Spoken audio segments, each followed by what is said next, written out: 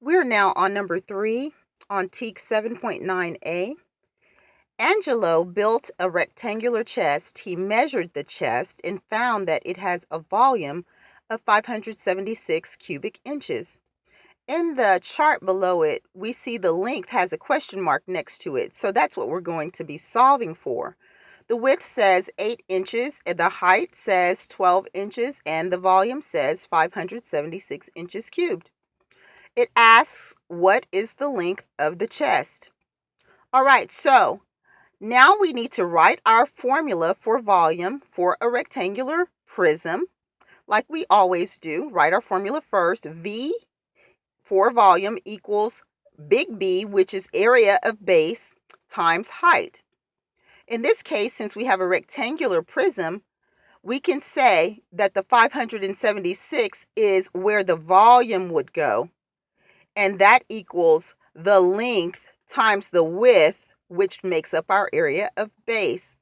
Length right now we do not know, so we put L, times 8 is our width, times 12 is our height.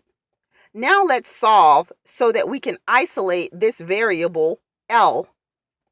So when we say 576 on the left-hand side of our equation, that equals 8 times 12 is 96L. We always put the coefficient in front of the letter. That's just good algebraic form, okay? And for those of you who are just beginning with pre-algebra, that's okay. If you put that 96 behind the L, that would not be the correct way to write it. So please rewrite it as 96L. And now, in order to isolate our variable, or in order for us to get our L all by itself, then we need to do the inverse operation of multiplication. We need to do division then.